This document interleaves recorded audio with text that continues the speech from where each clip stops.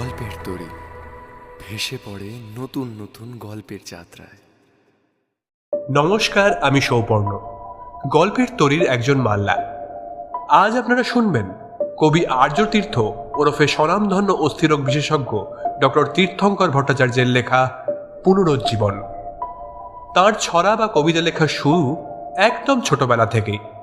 পেশাগত ব্যস্ততা সামলিয়ে দৈনন্দিনভাবে তিনি ফেসবুকে নানান বিষয় নিয়ে কবিতা লেখেন। তার প্রথম বই প্রজাদের লোক প্রকাশিত হয় 2019 সালে। এর আগে তাঁর লেখা আরেকটি ছোট গল্প যজাতি আমরা আপনাদের শুনিয়েছিলাম। চলুন তাহলে শুরু করা যাক আজকের গল্প পুনরুজ্জীবন।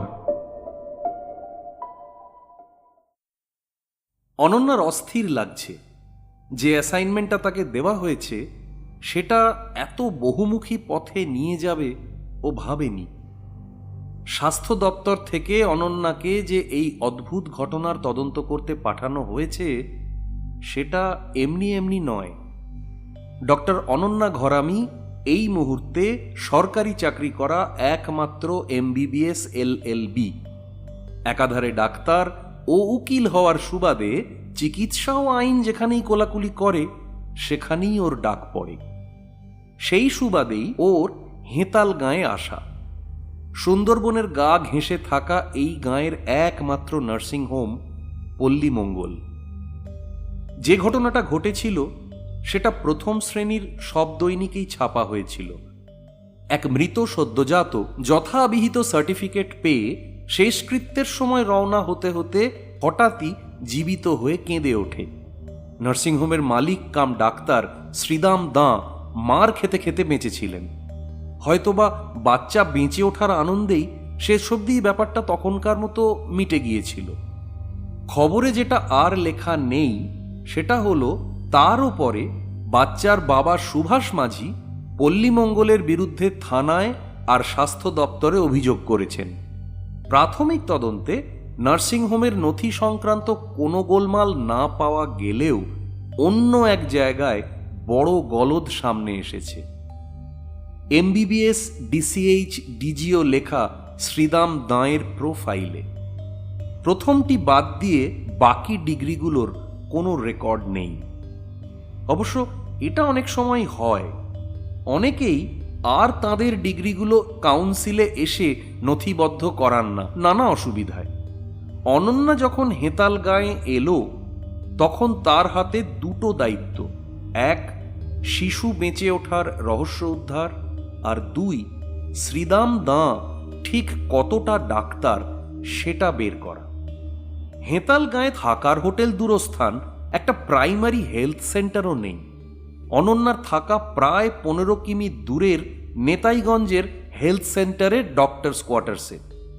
শোয়ার থাকার ব্যবস্থা আহামরি না হলেও নিম্নবিত্ত পরিবেশে বড় হওয়া অনন্যার অসুবিধে হয়নি বিশেষ। তবে টোটো করে ঝাড়া 45 মিনিট আসা যাওয়া কোমরের পক্ষে সুখকর হচ্ছে না। নার্সিংহোমে সরাসরি না গিয়ে অনন্যা ঢুকলো স্থানীয় থানায়। সাব ইন্সপেক্টর মনোজ হেমব্রম বেশ খাতির যত্নই করলেন। আসুন আসুন অনন্যা ম্যাডাম, বলুন কি সাহায্য করতে পারি? আপনি আমার কথা জানলেন কি করে? ছোট্ট এলাকা ম্যাডাম, আর তাছাড়া এখানে কাজের চাপ বিশেষ নেই, তাই লোক মুখে কথা কানে এসে পৌঁছতে বেশি সময় লাগে না। পল্লীমঙ্গলের ব্যাপারটা কি একটু খোলসা করে বলুন তো। সেই বাচ্চার কেসটা তো আর বলবেন না, পর পর দুটো পার্টির অভিযোগ। একজনের ওই জ্যান্ত বাচ্চা মৃত বলে ঘোষণা, আর একজনের ওই একই দিনে সোনার কানের দুল খোয়া যাওয়া।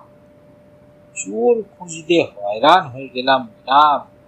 না আছে সিসিটিভি, না আছে দুলের কোনো ছবি, কি করে ধরি বলুন তো?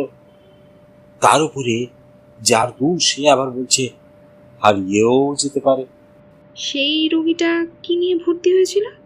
পল্লীমঙ্গলে জানিয়ে ভর্তি হয়, লেবার পেশেন্ট।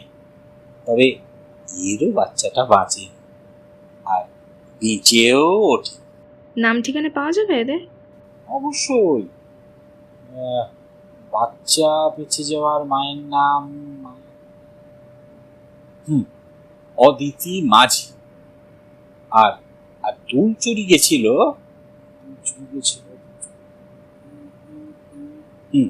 মালতী সাহা। এই নিন দুটি ঠিকানা, দুজনের পাড়া প্রায় পাশাপাশি, এখান থেকে খুব দূর নয়, এই মিনিট 10। আর পল্লীমঙ্গল? ওটাও মিনিট 15, তবে উল্টো দিকে, পিচ রাস্তার পাশেই বড় হোর্ডিং আছে, মিস করবেন না। পল্লীমঙ্গল 3 তলা একটা 8 পৌরে নার্সিং হোম, বেশ পরিচ্ছন্ন। রিসেপশনের সামনে বড় বড় করে লেখা, এখানে ভ্রূণের লিঙ্গ নির্ধারণ হয় না, ইহা আইনত দণ্ডনীয় অপরাধ। কেন যে সব নোটিশে সাধু ভাষা ব্যবহার করা হয় অনন্যা কখনো বোঝেনি। রিসেপশনের ওপরে আরও বড় অক্ষরে লেখা, doctor Shridam Dan, MBBS DCH DGO, শিশু ও স্ত্রী রোগ বিশেষজ্ঞ, সোনোলজিস্ট, জেনারেল ফিজিশিয়ান। অনন্যা একটু চমকালো। সোনোলজিস্ট মানে ইনি ইউএসজিও করেন, কিন্তু সেটার ডিগ্রি লেখা নেই। তার মানে অন্তত একটা গন্ডগোল তো আছেনি ডক্টর দা। কাউকে খুঁজছেন? মাঝবয়সী রিসেপশনিস্টের প্রশ্ন শুনে অনন্যা কার্ড বের করে দিল। স্বাস্থ্য দপ্তর থেকে আসছি, আপনাদের সমস্ত নথি চেক করব। কোনো একটা ঘর খুলে দিন। আর ডক্টর দাকে কিছু প্রশ্ন করার আছে। তিনি কোথায়? ও, নমস্কার ম্যাডাম, একটু জানিয়ে আসবেন তো? মানে স্যার তো বেরিয়েছেন একটা জরুরি কাজে, ফিরতে ওই ঘন্টাখানেক তো বটেই। ঠিক আছে, যে ডকুমেন্টগুলো বলছি ওগুলো ম্যানেজারকে দিয়ে পাঠানোর ব্যবস্থা করুন। আর ডক্টর দাকে একটা ফোন করে দিন। মনে রাখবেন যা ঘটেছে সেটা নার্সিংহোমের লাইসেন্স আটকানোর পক্ষে যথেষ্ট। এক মনে কাজে লেগে পড়ল অনন্যা। লাইসেন্স সব ঠিকঠাক, আপ টু ডেট। ইউএসজির জন্য যে PNTD লাগে সেটাও আছে, যদিও এখানে সোনোলজিস্টের নাম অন্য। সম্ভবত সইটা ভাড়ায় পাওয়া যায়। এসব প্রায় সব জায়গায় চলে। এত খুঁতখুঁতে হলে ঠগ বাঁচতে গাঁ উজাড় হয়ে যাবে। বার্থ রেজিস্টারটা হাতে নিল অনন্যা। গড়পড়তা 3 থেকে 5টি শিশুর জন্ম প্রতিদিন হয় এখানে পাতা উল্টিয়ে বুঝল। হঠাৎই একটা খোপে এসে দৃষ্টি আটকে গেল তার। লিঙ্গ। খোলা পাতাটার সবকটা শিশুই পুংলিঙ্গধারী। অনন্যা পাতা উল্টাতে থাকল। পাতার পর পাতা, মাসের পর মাস এ নার্সিংহোমে শুধু পুরুষ বাচ্চার জন্ম হয়েছে। পরিসংখ্যানগতভাবে এটা অসম্ভব ও অবাস্তব। এক যদি না ভ্রূণের লিঙ্গ নির্ধারণ হয়ে থাকে। অনন্যা সার্জারি রেকর্ড বুক খুলল। যত সিজার আর নর্মাল ডেলিভারি প্রায় ততগুলোই গর্ভপাত। আসতে পারি? দুয়ারে সৌম্য দর্শন প্রৌঢ়, ডাক্তার শ্রীদাম দাঁ। ম্যাডাম, আপনি আসছেন জানলে সব ঠিক করে রাখতাম। বসুন ডক্টর দা, অনেক কিছুই জানার আছে, তবে আপাতত বাচ্চাটার কথাই জানতে চাই। Baby of Aditi Majhi, death certificate আপনি দিয়েছিলেন? হ্যাঁ ম্যাডাম, বিশ্বাস করুন, পালস, রেসপিরেশন কিচ্ছু ছিল না। 12টা থেকে 4টে অবধি দেখে ডিসি দিয়েছিলাম। সকাল 6টায় সে বাচ্চা জ্যান্ত কি করে হয়ে গেল বুঝতে পারলাম না। বাচ্চাটা ছিল কোথায়? মায়ের পাশেই। বাচ্চা মারা যাবার খবরে আপসেট ছিল বলে একটু মিডাজোলাম দিয়েছিলাম ঘুম পাড়াতে। জেগে উঠে বাচ্চাকে কোলে নিয়ে কাঁদছিল। তখনই বাচ্চাটা কেঁদে উঠেছিল। নার্স শিউলি বলেছিল। মানে কাগজে যে লিখেছে সৎকার করতে নিয়ে যাওয়ার সময়? ওটা ম্যাডাম ব্রেকিং নিউজের গাল গল্প। তখনই ডিসি ক্যান্সেল করে দিই। বাড়ির লোককে জানানো হয়ে গেছিল, ওরা সারা রাত ছিল, তারাই হুজ্জতিটা করেছে। ওই বাচ্চার বাবা সুভাষ একটু রকচটা, রাজনীতি করে, ওই ব্যাপারটা নিয়ে অভিযোগ করে। কিন্তু এখন একটা আউট অফ কোর্ট সেটেলমেন্ট তো হয়ে গেছে, তাই। আচ্ছা, মানে পয়সা লেনদেন। অফ দ্য রেকর্ড কত খুঁজল? 3 লাখ ম্যাডাম, ওদের ছেলের নামে ফিক্সড। সত্যি বলতে সেই কাজেই গেছিলাম, কিন্তু বাচ্চাটা বাঁচলো কি করে আজ অবধি বুঝিনি। সেদিন সিস্টার কে কে ছিল? শিউলি মণ্ডল আর অনিতা বাউরি নাইটে দুজনেই থাকে ম্যাডাম। ওদের সাথে কথা বলবো। শিউলি তো এখন ডিউটিতেই আছে, পাঠাচ্ছি। অনিতার ইভিনিং ডিউটি, তখন না হয়। ঠিক আছে, শিউলিকেই পাঠান। শিউলি মণ্ডলের বয়স 30-এর আশেপাশে, শ্যামলা, দোহারা গড়ন, বুদ্ধিদীপ্ত চোখ। নার্সিং ক্যাপের মধ্যে দিয়ে চোখে পড়ছে হালকা সিঁদুর রেখা। কোনো গয়না বা প্রসাধন নেই। যে ধরনের মানুষকে দেখেই সবার ভালো লাগে, মেয়েটি সেই গোত্রের। একটু জরিপ করে অনন্যা জিজ্ঞেস করল, অদিতি মাঝি ডেলিভারির সময় আপনি ছিলেন? না ম্যাডাম, ডেলিভারি স্যারের আন্ডারে রেখাদি কন্ডাক্ট করে। আমি ওয়ার্ডে বাচ্চা আর মায়েদের দেখি। মানে বাচ্চাটিকে দেখেছিলেন আপনি? হ্যাঁ, বেড নম্বর 208। প্রথম থেকেই দুর্বল ছিল বেবি। 8টা নাগাদ জন্ম, নর্মাল ডেলিভারি। 12টার সময় রেসপন্স করছে না দেখে স্যারকে ডাকি। আপনি নিশ্চিত ওর প্রাণ ছিল না? স্যার তাই বললেন ম্যাডাম। এ ব্যাপারে ডক্টর যা বলবেন সেটাই তো সব। তাছাড়া সেদিন আর একটা বেবিও হঠাৎ করে মারা যায়, 213 বেডের, মালতী সাহা। এদের বেড কাছাকাছি তার মানে? না ম্যাডাম, অন্য ঘরে। এখানে একটা ঘরে 5টা করে বেড। চলুন একটু নার্সিংহোমটা ঘুরে ঘুরে দেখব। হ্যাঁ, আসুন। ঘুরে এমন কিছু পেল না অনন্যা। শুধু দেখা গেল 213 আর 208-এর ঘর পাশাপাশি হলেও নার্সদের সুবিধের জন্যে দুটো দেওয়ালের মাঝে একটা দরজা আছে। তা নইলে দুজন নার্সের পক্ষে দুটো ঘরের 10 জন মা বাচ্চা দেখা অসম্ভব। শিউলি জানালো ওটা স্যারের ডিজাইন, ভিজিটিং আওয়ারে দরজাটা বন্ধ থাকে।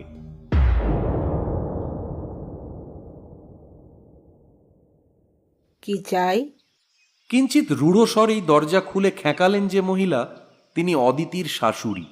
ও, আসুন আসুন।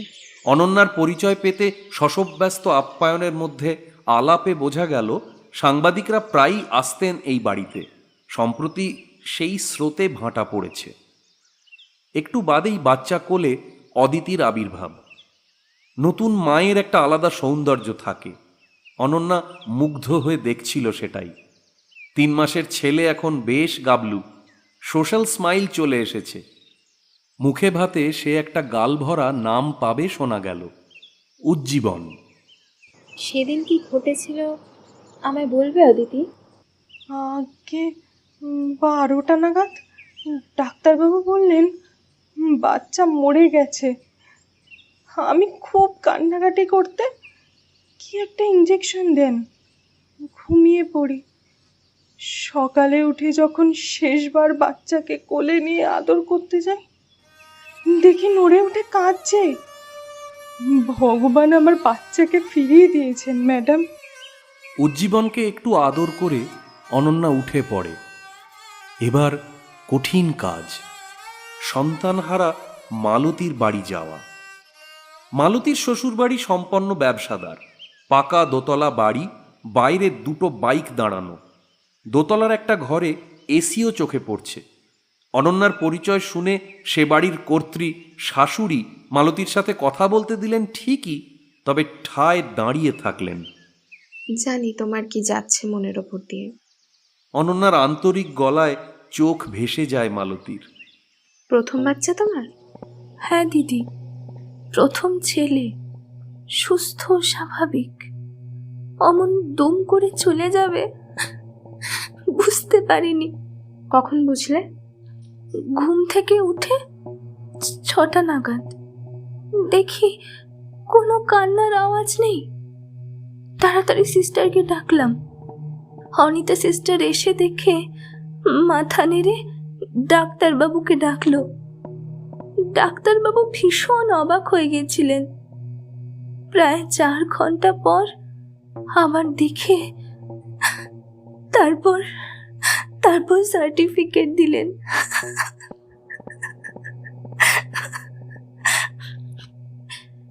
জানেন দিদি, কি ফুটফুটে ছেলেটা হয়েছিল আমার।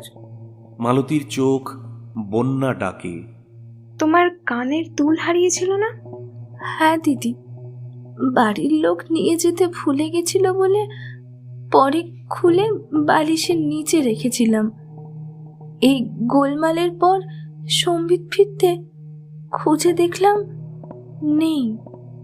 তখন অবশ্য এটা নিয়ে ভাবার অবস্থাও ছিল না। তবে এখন ভাবছি আমি হয়তো বালিশের তলায় রাখিনি, অন্য কোথাও ফেলে দিয়েছি। মালতীর শাশুড়ি অনন্যার জন্য চায়ের ব্যবস্থা করতে ভেতরে গেলেন। চকিতে যেন ভোল বদল হলো বৌমার। দিদি, ওই বেঁচে যাওয়া বাচ্চাটা কেমন আছে? কত বড় হলো? এই তো ওখান থেকেই এলাম, ভালো আছে, বেশ কুবলো। ছবি আছে, দেখাবেন? বাচ্চা মা দুজনেরই ছবি তুলেছিল অনন্যা তদন্তের খাতিরে। দেখাতেই প্রায় ছিনিয়ে নিল মালতী ফোনটা। বুকে চেপে চোখ বুঝল, তারপর আবার ফিরিয়ে দিল। ততক্ষণে শাশুড়ি ফিরে এসেছেন। অনন্যার চোখের সামনে থেকে কুয়াশা সরে যাচ্ছে। সে বুঝতে পারছে সমাধানের খুব কাছাকাছি দাঁড়িয়ে। কিন্তু কেন?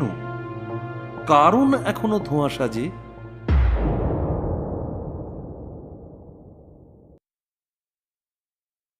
অনন্যার সামনে বসে অনিতা বাউরি, জিগস পাজলের লাস্ট পিস। বাচ্চা মারা যাওয়ার রাতে কি ঘটেছিল অনিতা? 213 বাচ্চাটা? হ্যাঁ, ও তো রাত 12টায় এক্সপায়ার করেছিল ম্যাডাম। 213 না 208? Sorry madam, sorry. 208-এর বাচ্চাটা এক্সপায়ার করলো 12টায়, আর 213-র বাচ্চাটা। দুজোড়া কোথায় অনিতা? ঘরে যেন বাজ পড়েছে। ফ্যাকাশে হয়ে গেল অনিতার মুখ। মানে মানে মানে তুমি তো চুরি করনি, ওটা ঘুষ পেয়েছিলে মালতীর কাছ থেকে, তাই তো? সেদিন তো আসলে একটাই বাচ্চা মারা গেছিল, তাই না? আমি সব জানি অনিতা। ডাক্তারের ভেতর থেকে এখন দুধে উকিল বেরিয়ে এসেছে। ভেঙে পড়তে দেরি হলো না অনিতার। এরকম আজব অনুরোধ সে জন্মে শোনেনি। সেই রাতে যা শুনেছিল, সদ্যজাত জীবিত সন্তানকে অন্য মায়ের কোলে দিয়ে মৃত সন্তানকে তার কাছে এনে দেওয়ার আজগুবি ঝুলোঝুলি। সে সময় শিউলি নিচে কথা বলতে গেছে পেশেন্ট পার্টির সাথে। ডাক্তার দাও সেখানে, তার সাথে দুলের লোভ। বাচ্চা বদল করতে 5 মিনিটও লাগেনি। ম্যাডাম, ম্যাডাম আমাকে পুলিশে দেবেন না ম্যাডাম, ম্যাডাম আমাকে পুলিশে দেবেন না ম্যাডাম, ম্যাডাম আমাকে পুলিশে দেবেন না। দুলজোড়া কোথায়, বেচে দিয়েছো? না না না, ভয়ে বিক্রি করতে যেতে পারিনি। আচ্ছা ম্যাডাম, আছে, আমার কাছেই আছে। ওটা নিয়ে এসো। মালতীকে একবার ফোন করে বলো দুল পাওয়া গেছে। ও যেন এখানে এসে নিয়ে যায় শনাক্ত করে, আর সরাসরি আমার কাছে আনবে। আচ্ছা ম্যাডাম, আচ্ছা ম্যাডাম।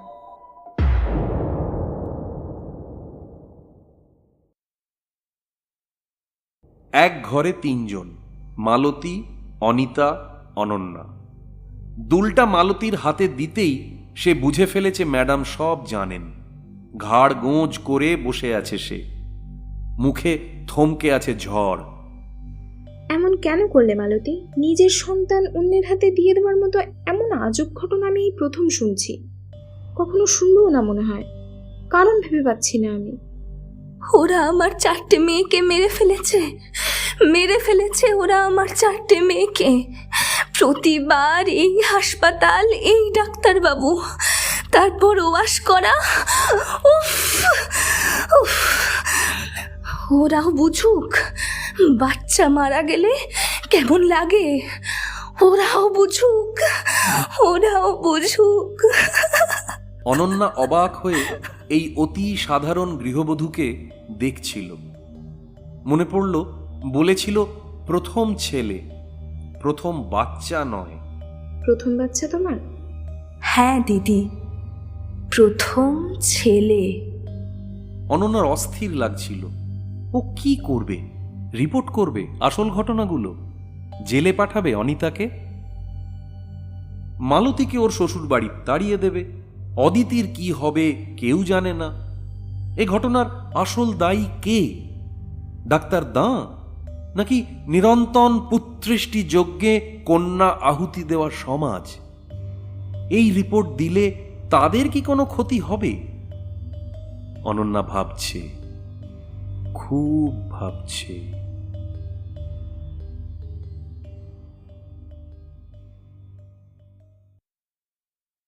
শুনছিলেন আর্যতীর্থের লেখা পুনরুজ্জীবন। গল্প পাঠে পৃথ্বীরাজ, অভিনয়ে অনন্যার চরিত্রে Sreemoyee, sub inspector Arnab, doctor Shridam, Shrimanta, Malati, Shubhangi, Anita Bauri, Anindita, অদিতির চরিত্রে বৃষ্টি, শিউলি, ঋত্বিকা, রিসেপশনিস্টের ভূমিকায় সুলগ্না এবং শাশুড়ির চরিত্রে অতিথি শিল্পী অনিন্দিতা গাঙ্গুলি। আর গল্পের সূত্রধর আমি সৌপর্ণ। কেমন লাগলো আপনাদের আজকের গল্প জানাতে ভুলবেন না কমেন্ট করে।